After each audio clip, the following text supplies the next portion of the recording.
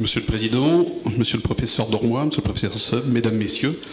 Donc, nous avons vu ce matin un point très intéressant. D'abord le côté historique, les objectifs très larges donc, de les accords de Cotonou. Et moi, je vous propose donc de regarder la problématique des APE au regard de la Réunion d'une part et puis des DOM en général dans le secteur économique, puisque c'est mon secteur donc, de prédilection au sein de la région Réunion. Et vous l'avez vu donc présenté par Magali dans un environnement qui est très complexe. Alors les APE donc dont la négociation, il faut le rappeler, est exclusivement conduite par la Commission européenne, elle s'applique aux DOM. Donc, or, les DOM font partie intégrante du territoire douanier de l'Union européenne, et la situation des DOM a toutefois fait l'objet de mesures spécifiques qui restent cependant insuffisantes. Alors plusieurs questions se posent là-dessus. Une question qu'on peut se poser, c'est est-ce que les DOM vont-ils pouvoir exporter leurs produits et leurs services vers les pays ACP ? Alors, selon les zones et les accords conclus par l'Union européenne, les DOM pourront exporter en fonction du degré et du rythme d'ouverture des marchés des pays ACP. Alors, il n'existe pas de mesures spécifiques en faveur des DOM et la Commission européenne s'est fixée comme objectif d'obtenir de la part des pays ACP au moins 80% de libéralisation des lignes tarifaires sur 15 ans. Alors, la question qui en découle, c'est finalement quelle est l'offre exportable pour la Réunion ? Donc pour mémoire, à la demande de la Commission, la France avait présenté en 2007, dans une approche dite offensive, la liste des produits des DOM dans des secteurs à forte valeur ajoutée et ayant un fort potentiel à l'exportation, donc tels que la communication, les produits agroalimentaires, les transports, les énergies renouvelables ou la santé, donc pour lesquels il était demandé une diminution des droits de douane. Donc la Commission européenne n'a pas retenu cette proposition dans le cadre de la négociation pour la zone Caraïbes, par exemple. Une troisième question que l'on peut se poser, c'est les DOM vont-ils être envahis par les produits des pays ACP ? Donc la Commission européenne a entériné l'ouverture intégrale et immédiate donc, du marché européen, donc y compris les DOM, à l'ensemble des produits des pays ACP, avec des périodes de transition seulement pour le sucre et le riz. Donc la France avait proposé donc en 2007, dans une approche dite défensive cette fois, donc des mesures spécifiques pour la protection des marchés locaux des DOM, avec le maintien donc, des droits de douane sur 40 produits sensibles, principalement donc, les fruits et légumes et la viande. Et puis la mise en place d'une clause de sauvegarde régionale et surtout la non-remise en question de l'octroi de mer. Alors, la Commission européenne a accepté le principe d'une clause de sauvegarde régionalisée. Donc en cas de perturbation du marché local, d'une ou plusieurs régions ultrapériphériques, il est permis de demander à la Commission la possibilité de rétablir les droits de douane sur certains produits dans une ou plusieurs RUP pour une durée déterminée afin de laisser le temps à la ou les RUP concernées de restructurer donc, le marché. Donc la durée maximale a été portée de 2 à 4 ans. Donc ce nouveau mécanisme permet également d'activer des mesures de sauvegarde provisoire en cas d'urgence.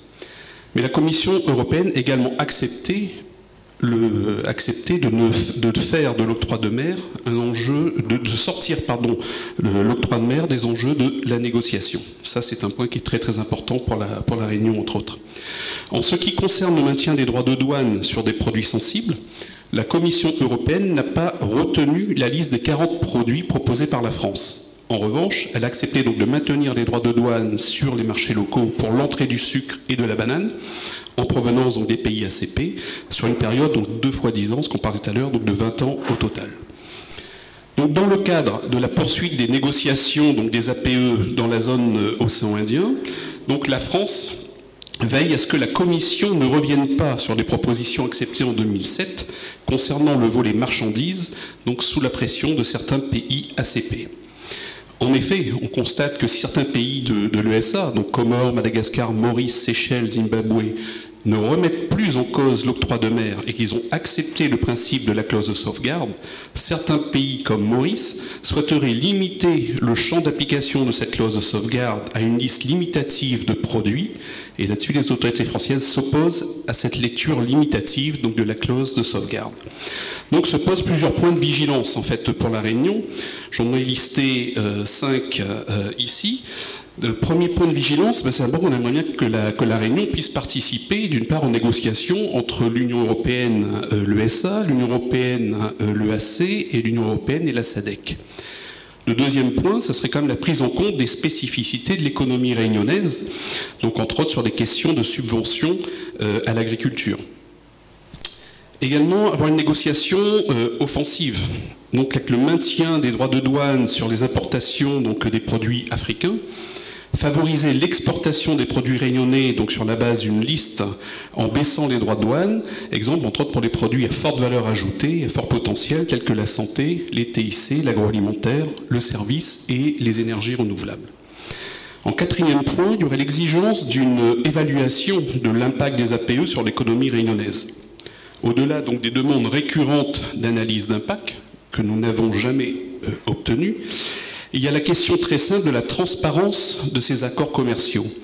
Donc l'Union européenne, en ouvrant donc, les négociations commerciales avec les grandes puissances, finit par inquiéter en fait, les citoyens, et cette question de transparence devient incontournable.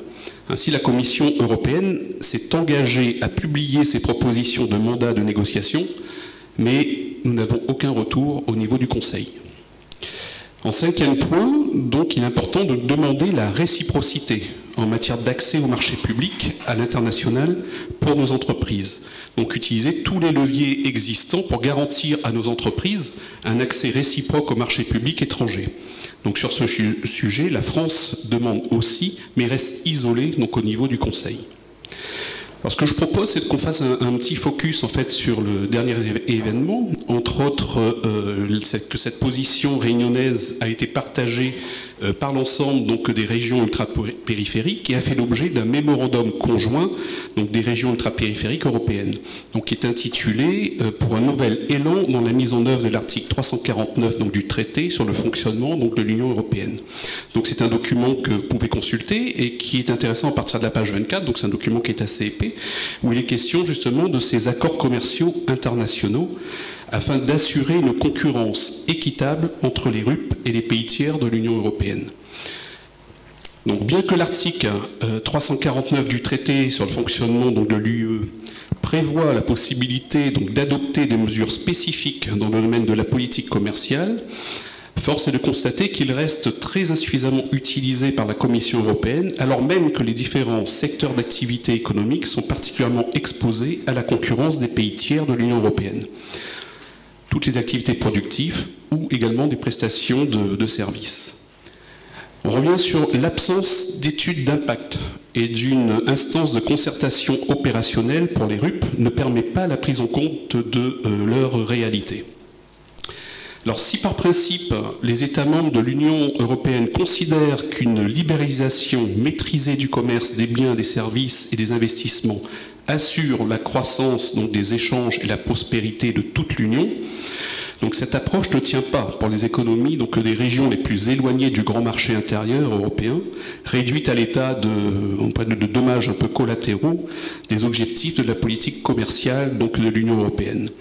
Alors un exemple que nous avons qui est significatif et important pour la Réunion, c'est celui en fait, de la reconduction des accords de pêche que souscrit donc l'Union européenne avec les pays tiers proches des RUP et qui exclut, par exemple, l'obligation de débarquement donc, des produits de la pêche dans les ports de l'Union européenne, donc les RUP et donc celui de la Réunion. Et cela, bien sûr, entraîne une perte importante d'activité pour les entreprises de la filière pêche ici à la Réunion.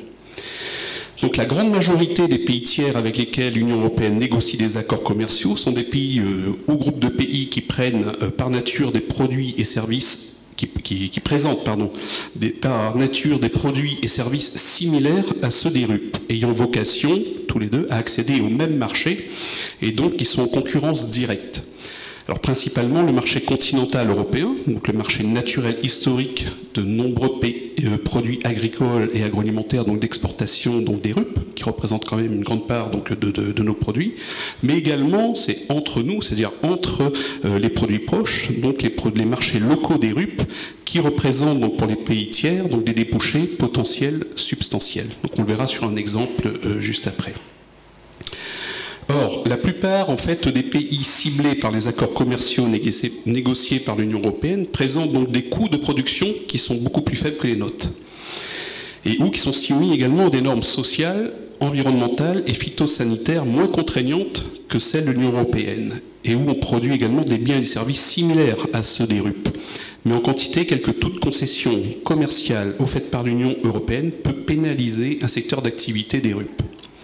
Alors qu'il s'agisse d'accords de libre-échange ou d'accords de partenariat économique, l'absence de préférences communautaires ou de prise en compte appropriée des intérêts offensifs et défensifs des RUP pour préserver et soutenir leur économie crée finalement des conditions inéquitables de concurrence par rapport aux pays tiers concernés. Alors dès lors, leur positionnement concurrentiel compromet sérieusement les efforts de compétitivité et de montée en gamme entrepris par les RUP. D'où nous avons également, on verra sur un exemple juste après, donc des aides entre autres du FEDER pour pouvoir monter les entreprises en compétences, embaucher donc des personnes de plus en plus qualifiées donc au sein des entreprises, et nous sommes confrontés à une concurrence internationale de proximité. Alors l'ensemble de ces caractéristiques ne peut être dissocié de la dimension sociale des défis qui sont posés aux RUP, notamment en matière de chômage. Et on sait que par exemple que la Réunion a un taux de chômage qui est le plus élevé donc des pays de l'Union européenne. Alors le marché unique a permis de créer un environnement plus propice à la stimulation de l'activité entrepreneuriale, de la concurrence et des échanges partout en Europe. Donc les opportunités dont il est porteur à l'échelle continentale ne bénéficient aucunement aux entreprises des RUP qui voient leur accès à ces marchés grévé par l'éloignement et l'absence d'économie d'échelle. Alors, par ailleurs, certains marchés locaux des RUP sont perçus par les entreprises continentales européennes comme des marchés des pays en développement, donc vers lesquels sont expédiés des produits à coût marginal, voire en situation de dégagement. Donc on a un gros problème à La Réunion, entre autres, avec le poulet congelé qui arrive à La Réunion, donc qui est considéré comme un marché donc, de dégagement et qui concurrence énormément donc, la production locale. Mais ce cas-là pourrait être étoffé à d'autres. Donc notamment dans un contexte de crise commerciale particulière, donc en tout cas récemment donc, le cas de l'embargo russe qui a vu subitement donc, défaire La Réunion un maximum de produits qui ne trouvaient plus donc, de sortie sur ce territoire. Et dans ce scénario, donc, les économies des RUP ne peuvent pas faire face à armes égales avec le grand marché intérieur. Alors pourtant, le positionnement géographique unique des RUP constitue un atout à condition de respecter certains critères qui sont repris donc, dans ce mémorandum. D'abord, il faudrait que le cadre politique et juridique des échanges, notamment les APE, permette de rééquilibrer les relations économiques entre les RUP et les pays tiers. Un deuxième point concerne les conditions propices aux échanges commerciaux qui devraient être renforcées, telles que la création ou le développement de connexions de transport, le soutien de projets de coopération économique dans une démarche gagnant-gagnant. Ainsi, il conviendrait donc de lister différents points, en tout cas les potentiels d'amélioration. Il faudrait élaborer donc, des procédures opérationnelles donc, de déclenchement donc, des causes de sauvegarde et ou de compensation permettant de garantir donc, la survie donc, des opérateurs locaux et des opérateurs donc, des RUP, de prendre en considération donc, les productions des RUP dans les négociations commerciales donc, sur la base d'études d'impact, ayant notamment pour objet de déterminer des lignes rouges d'éventuelles futures concessions donc, de l'Union européenne, également de garantir une application des RUP à chaque étape des négociations commerciales, également de bénéficier d'une ouverture au marché des pays tiers de l'environnement régional des RUP et sans exclusivité, de prévoir des mesures adaptées donc dans le cadre des négociations multilatérales de l'Organisation mondiale du commerce pour accorder davantage de flexibilité au développement des économies des RUP à l'international dès lors que les secteurs concernés sont une source essentielle de revenus et d'emplois, notamment lever l'interdiction des aides à l'exportation pour les entreprises des RUP. Imposer l'harmonisation par le haut donc des normes entre des biens produits par les RUP et leurs concurrents importés des pays tiers dès lors qu'ils se présentent donc sur le marché européen. Et enfin, garantir une reconnaissance et une protection juridique stricte des appellations d'origine et des indications géographiques protégées octroyées par l'Union européenne aux productions donc, des RUP. Alors je vous propose de regarder juste une petite présentation, juste une photo.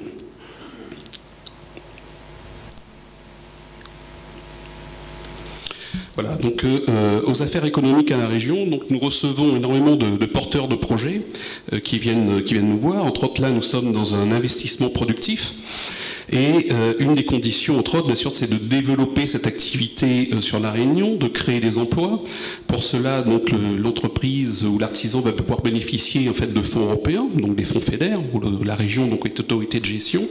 Et puis, bien sûr, on va essayer de pousser, parce que le marché de la Réunion est un marché quand même très, très petit. Nous sommes un peu plus de 800 000 habitants. Donc, on pousse à ce que ces entreprises, ces artisans puissent exporter donc, leurs produits, déjà sur l'Europe bien sûr, et puis sur les pays aux alentours. Alors prenons par exemple un marché qui peut être en vogue, c'est un investisseur, une entreprise ou un artisan qui vient nous voir, dit voilà, moi je voudrais fabriquer donc des pots de confiture bio, par exemple, parce que c'est à la mode, et il nous présente un dossier donc de financement, et il souhaite donc acquérir le matériel pour faire ses confitures, et globalement donc le coût de l'acquisition de ce matériel à la Réunion serait de 1 million d'euros par exemple, sachant que ce matériel doit bien sûr répondre aux exigences normatives au niveau standard, qu'ils soient européens et français. Le même investissement qui serait réalisé donc, dans un pays tiers serait de l'ordre d'à peu près 30% moins cher, mettons à peu près 700 000 euros, sur lequel donc l'investissement n'aurait pas besoin forcément de répondre à un cahier des charges normatif particulier. Alors certes, il pourrait bénéficier à La Réunion d'une subvention européenne avec le dispositif FEDER qui irait jusqu'à 50%. Nous sommes dans un secteur prioritaire.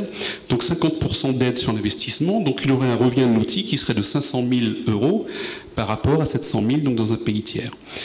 Mais donc, cet amortissement aurait lieu dans les deux cas sur 10 ans, donc un coût pour l'entreprise de l'ordre de 50 000 euros par an à La Réunion et de 70 000 euros par an pour le pays tiers. Donc jusque-là, ça va très bien. Par contre, je disais également, c'est qu'on a ce problème d'impact du coût salarial. Un SMIC chargé à La Réunion, c'est de l'ordre de 1 600 euros par mois, contre à peu près, on pourrait partir sur 150 euros dans les pays tiers.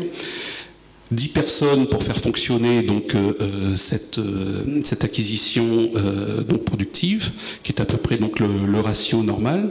Donc on se retrouve avec une masse salariale annuelle qui serait de l'ordre de un peu plus de 190 000 euros donc à La Réunion, pour un peu moins de 20 000 euros donc, dans un pays tiers.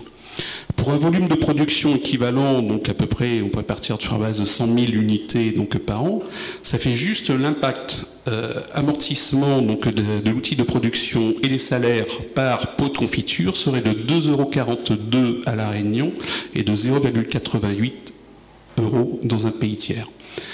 En plus de cela, donc l'aide à l'exportation est interdite par l'Union européenne donc au niveau de La Réunion, alors que dans les pays tiers, elle serait autorisée donc par le pays.